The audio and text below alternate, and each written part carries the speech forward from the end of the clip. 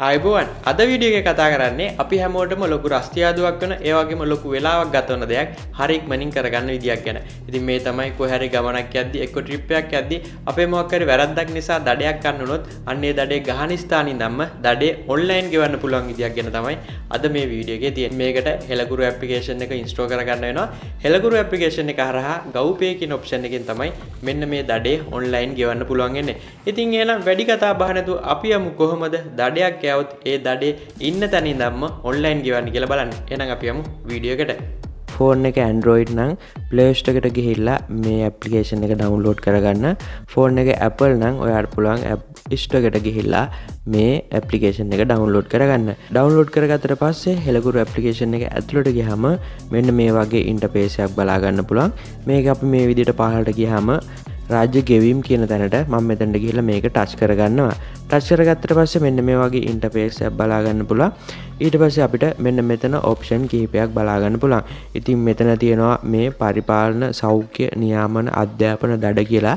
ඉතින් ඒ කියන්නේ රජයේ මෙන්න මේ ඔප්ෂන් යටතේ තියෙන දේවල් වල ගෙවීම් මොනවා කරන්න තියෙනවා නම් GovPay හරහා ඔයාට පුළුවන් මේ වෙයි ගෙවීම් කරන්න. ඉතින් අපි අද කතා කරන්නේ දඩ කොලයක් කොහොමද ගෙවන්නේ කියලා. ඉතින් මම මේ දඩ කියන තැන එක සැරයක් ටච් කරගන්නවා. දඩ කියන තැන ටච් කරගත්තට පස්සේ පහලින් බලා ගන්න පුළුවන් පොලිස් ස්ථානය කියලා ඔප්ෂන් එකක් තියෙනවා. මම මේක මේ විදිහට ටච් කරනවා. ඒ කියන්නේ දඩ කොලයක් ගහපු අවස්ථාවේ ඔයාගේ අයිති වෙන පොලිස් ස්ථානය තමයි මෙතන සඳහන් කරන්න ඕන. අනුරාධපුර පොලිසිය කියලා සඳහන් කරගන්නවා. සඳහන් කරගත්තට පස්සේ පහලින් තියෙනවා වාහනේ අංකය.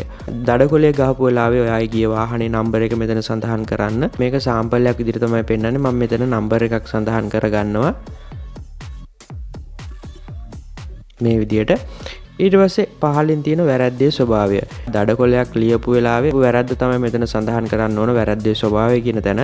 මම මෙතන මේ විදිහට ටච් කරගත්තට පස්සේ මෙතන වැරදි ටිකක් අපිට බලා ගන්න පුළුවන්. ඉතින් ඔයා කර වැරද්ද අනුව මෙතනින් ටික් එක දාලා සේව් කරන්න පුළුවන්. ඔයා වැරදි කිහිපයක් කරලා තියෙනවා නම් මේ විදිහට අදාළ වැරද්දේ ස්වභාවය අනුව ටික් එක දාගන්න පුළුවන්. ඉතින් මම මෙතනින් මේ විදිහට හඳුනා ගැනීමේ තහඩු කියන තැන ටික් එක දාලා මේක සේව් කරනවා. සේව් කරගත්තට පස්සේ ඒක එතන ඇඩ් වෙනවා බලා ගන්න පුළුවන්. ඊට පස්සේ පහලින් තියෙන දඩ කොලේ අංකය. ඔයාට දඩ කොලයක් හම්බුනම මේ දඩ කොලේ අංකයක් තියෙනවා. ඒක මෙතනින් සඳහන් කරන්න ඕන. මම මේ විදිහට අංකයක් සඳහන් කරගන්නවා. පහලින් දඩ මුදලේ ප්‍රමාණය බලා ගන්න පුළුවන්. වැරද්දේ ස්වභාවය අනුව දඩ ප්‍රමාණය ඔටෝම මෙතන ක්‍රියේට් වෙනවා. ඒ විදිහට හඳුනා ගැනීමෙන් තහඩු නැතුව ගමන් කිරීමෙන් මෙතන රුපියල් 1000ක දඩයක් තමයි අපිට ලැබිලා තියෙන්නේ. ඉතින් ඒක ඊට පස්සේ මේ විදිහට ක්‍රියේට් වුණාට පස්සේ අපිට මෙතන පහලින් එනවා next කියලා ඔප්ෂන් එකක්. ඉතින් මම මේක මේ විදිහට next එක දෙනවා. next එක දුන්නට පස්සේ ඔයාට මෙන්න මේ වගේ බලා ගන්න පුළුවන්. මුලින්ම තියෙනවා අනුරාධපුර පොලිසිය කියලා. ඊට පස්සේ රථ වාහන දඩය කියලා තියෙනවා. දඩ කොලේ අංකය අපි සඳහන් කරගත්ත විදිහට පෙන්නනවා. ඊට පස්සේ දඩ කොලේ ගාණ මෙතන වැටෙනවා. ඉතින් රුපියල් 1000යි. හැබැයි සේවා ගාස්තුවක් රුපියල් 15ක් ඇඩ්ඩලා 1015ක් කියලා මෙතන වැටලා තියෙනවා. පහලින් තියෙන රියදුරුගේ විස්තරය කියලා. ඉතින් මෙතන දඩ කොලයක් දීපු වෙලාවේ ඉන්දියා රියදුරාගේ නම තමයි මෙතන සඳහන් කරන්න ඕන. මේ විදිහට මම මෙතන නමක් සඳහන් කරගන්න රියදුරාගේ විස්තරයට. ඊට පස්සේ පහලින් තියෙන ජාතික හැඳුනුම්පත් අංකය ඩෙන්ටිටි නම්බර එක සඳහන් කරගත්තට පස්සේ පහලින් තියෙන රියදුරු බලපත්‍ර අංකය කියලා. ලයිසන් එකේ අංකය මෙතනින් සඳහන් කරන්න. ඊට පස්සේ තියෙන දුරකථන අංකය. දුරකථන අංකය මෙතනින් සඳහන් කරගන්න. මේ විදිහට දුරකථන අංකයත් සඳහන් කරගත්තට පස්සේ පහලින් තියෙනවා පොලිස් පරීක්ෂකගේ විස්තර කියලා. ඉතින් මේ තියෙන්නේ ඔබ දඩ මුදල ගෙවු බව දැනුම් දීම සඳහා කියලා. ඉතින් මෙතනින් තියෙන මේ ඒ වෙලාවේ යා දඩයක් ලියපු වෙලාවේ අදාළ ප්‍රදේශයේ පොලිස් මහත්මයාගේ දුරකථන නම්බරයක් තමයි මෙතන සඳහන් කරන්න ඕන. ඒකේ අදාළ ප්‍රදේශය දැම්මහම මෙන්න මෙතන මේ පරීක්ෂකගේ දුරකථන අංකය කියන තැන ටච් කරගත්තට පස්සේ ඒ අදාළ ප්‍රදේශයේ ඉන්න පරීක්ෂකවරුන්ගේ දුරකථන අංක මෙතන බලා ගන්න පුළුවන්. ඉතින් ඒ දුරකථන අංකයක් මෙතන මේ විදිහට ටච් කරලා ඇඩ් කරගන්න ඕන. ඇඩ් කරගත්තට පස්සේ මෙතන එනවා මුදල් ගෙවන්න කියලා. සත්‍ය තොරතුරු නිවැරදි විදිහට පුරවලා මෙතන මේ මුදල් ගෙවන තැන ටච් කරගත්තට පස්සේ පේමන්ට් කරන්න ඕන බැංක් ඩීටේල්ස් ඇඩ් කරන්න එනවා.